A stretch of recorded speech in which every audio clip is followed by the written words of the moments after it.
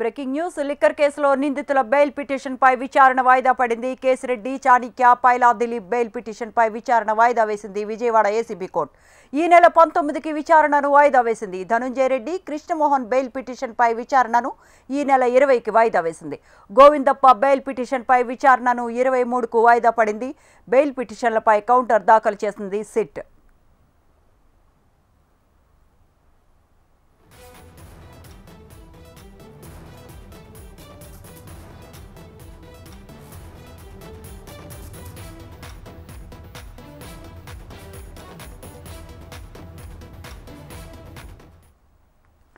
Liquor కేసులో నిందితుల bail పిటిషన్పై విచారణ వాయిదా పడింది. కేసిరెడ్డి, చాణిక్య, పైలా దిలీప్ బెయిల్ పిటిషన్స్ను విచారణ వాయిదా వేసింది విజయవాడ ఏసీబీ కోర్టు. దీనిపై మరింత సమాచారాన్ని మా కరస్పాండెంట్ శ్యామ్ లైవ్లో అందిస్తారు. శ్యామ్,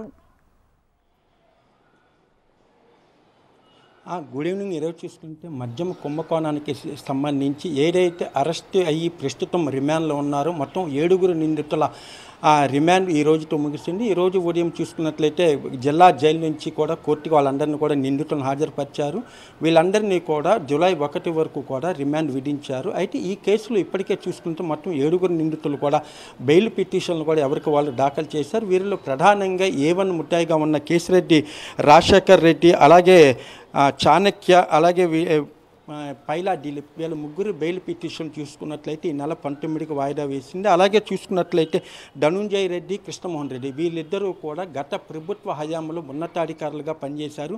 వీళ్ళ బెయిల్ పిటిషన్ 20వ తేదీకి వాయిదా వేశారు. అదేవిధంగా మరో నిందితుడిగా ఉన్న గోవిందప్ప బెయిల్ పిటిషన్ చూసుకున్నట్లయితే ఈ నెల 23కి వాయిదా వేశారు. ఏదైనప్పటికీ కూడా ప్రధానంగా ఈ మధ్య కుంభకోణానికి సంబంధించి కూడా నిందితులందరికీ కూడా ఇప్పటి వరకు కూడా ఎవరికి బెయిల్ అయితే ఏసీబీ కోర్టు మంజూరు చేయలేదు. వాళ్ళందరూ కూడా ఎప్పటికప్పుడు కూడా బెయిల్ పిటిషన్ దాఖలు చేస్తున్నారు. అయితే వాటిని వాయిదా వేస్తూ ఉన్నారు. అంటే ఇప్పటికే దీనికి సంబంధించి కూడా ఏదైతే ప్రధానంగా ఈ విచారణ చేస్తూ ఉందో అంటే సిట్ ప్రధానంగా దీనికి ప్రభుత్వం అనేది ఏర్పాటు చేసింది. స్పెషల్ ఇన్వెస్టిగేషన్ టీం పేరిట దీనికి ఉన్నతాధికారిగా విజయవాడ పోలీస్ కమిషనర్ ఆయన వ్యవహరిస్తున్నారు. ఏదైనప్పుడు కొద్దిసేపటి క్రితం చూసుకున్నట్టు ఈ మధ్య కుంభకోణానికి సంబంధించి కూడా చెవిరెడ్డి భాస్కర్ రెడ్డి కూడా ఈ కేసులో చాలా కీలకంగా ఉన్నారనేది ఆరోపణ వచ్చిన నేపథ్యంలో అతని వద్ద 10 సంవత్సరాల నుంచి కూడా ఒక గన్మెన్గా ఉన్న ఆయన మదన్ రెడ్డి అనే వ్యక్తి ఏఆర్గా హెడ్ కానిస్టేబుల్గా పనిచేస్తున్నాడు తిరుపతి జిల్లాలో. అతను ఇప్పటి వరకు కూడా చెవిరెడ్డి భాస్కర్ రెడ్డికి 10 సంవత్సరాలకు గన్మెన్గా ఆయన పనిచేస్తున్నారు. అయితే ఈ సిట్ విచారణ సందర్భంగా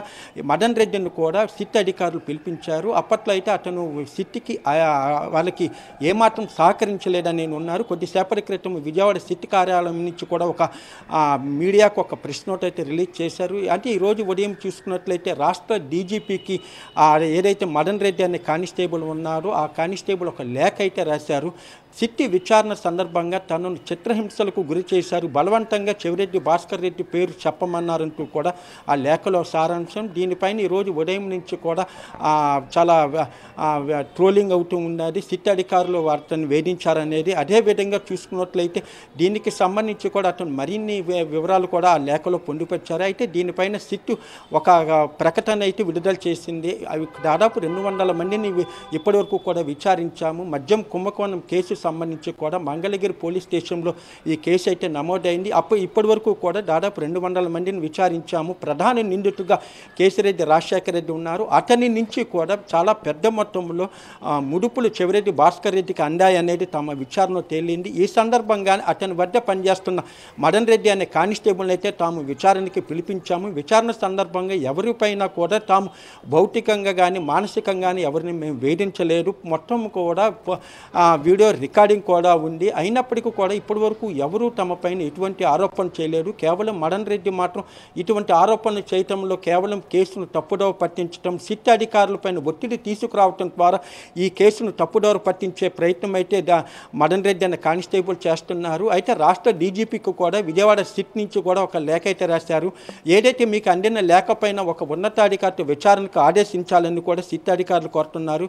ఏదైనప్పటికీ కూడా ఈ కేసులో ఇప్పటి వరకు అరెస్ట్ అయిన 7 ఏడుగురు నిందితులు ఒక ఎత్తు అయితే ఈ కేసులో ఆరోపణలు ఇప్పటికే ఎంపీగా ఉన్న మిథున్ రెడ్డి ఆరోపణలు ఎదుర్కొంటున్నారు. అలాగే తాజాగా చెవిరెడ్డి భాస్కర్ రెడ్డి పేరు కూడా ఆయన వాళ్ళిద్దరు పేర్లు కూడా బయటకు వచ్చినాయి. మరి అయితే వీళ్ళిద్దరిని కూడా విచారణ నిమిత్తం పిలిపించే అవకాశం ఉంది. ఈ కేసులో వాళ్ళని కూడా అరెస్ట్ చేసే అవకాశం అయితే లేకపోలేదు. ఈ నేపథ్యంలోనే మదన్ రెడ్డిని అడ్డు పెట్టుకొని ఈ ఏదైతే ఆరోపణలు ఎదుర్కొంటారో ముఖ్య నేతలు వాళ్ళే ఇదంతా నాటకం నడిపిస్తున్నారంటూ కూడా సిట్ అధికారులు చెప్తున్నారు. ఏదైనప్పటికీ మద్యం కుంభకోణ కేసులో రాబోయే కాలంలో మరింత ఉత్కంఠతకు దారితీసే సూచనలు కనబడుతున్నాయి.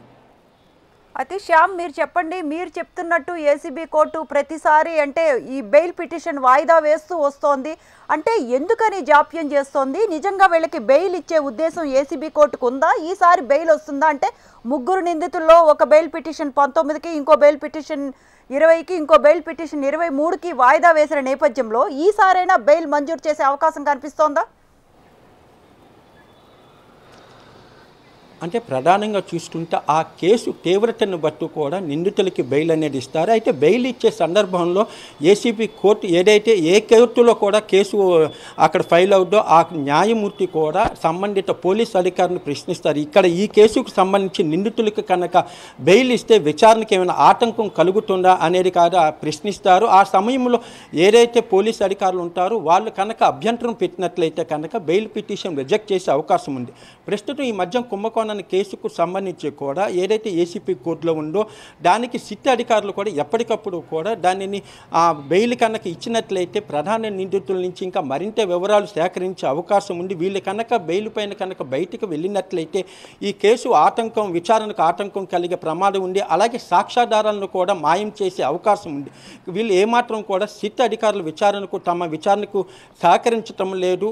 కాబట్టి వీళ్ళకి బెయిల్ కనుక ఇచ్చినట్లయితే ఈ కేసు దర్యాప్తు కొంత ఆటంకం కలిగించే అవకాశం ఉంది. కాబట్టి వీళ్ళకి బెయిల్ ఇవ్వద్దంటూ కూడా ఎప్పటికప్పుడు కూడా సిట్ కూడా పిటిషన్లు వేస్తూ ఉంది. అయితే ఇప్పుడు తాజాగా మరోసారి కూడా వీళ్ళు బెయిల్ పిటిషన్ దాఖలు చేశారు. అయితే ఇక్కడ ఎవరికి వాళ్ళు విడివిడిగా బెయిల్ పిటిషన్ దాఖలు చేస్తున్నారు. కాబట్టి ప్రధానమైన ముగ్గురు నిందితులు చూసుకున్నట్లయితే కేసిరెడ్డి వాళ్ళు 19వ తారీఖు, అలాగే ధనుంజయ రెడ్డి, కృష్ణమోహన్ రెడ్డి చూసుకున్నట్లయితే 20వ తారీఖు, అలాగే గోవిందప్ప చూసుకున్నట్లయితే 23వ తారీఖు కూడా పిటిషన్లు వాళ్ళకి వాయిదా వేశారు. అయితే ఈ దఫా కూడా వాళ్ళకి వస్తుందా అంటే ఈ కేసులో మరిన్ని అరెస్టులు అయితే ఉండే అవకాశం ఉంది. ఇంకా మరింత మంది నిందితులు ఉన్నారు. కాబట్టి వాళ్ళందరినీ అరెస్ట్ అయ్యే వరకు కూడా వీళ్ళకి బెయిల్ ఇవ్వద్దంటూ కూడా సిట్ కూడా ఎప్పటికప్పుడు న్యాయస్థానాన్ని అడుగుతూ ఉంది. కాబట్టి న్యాయమూర్తి కూడా వీళ్ళకి బెయిల్ ఇస్తారా లేదా అనేది కూడా సంశయంగా కనబడతా ఉంది. Right Shyam, thanks for the details.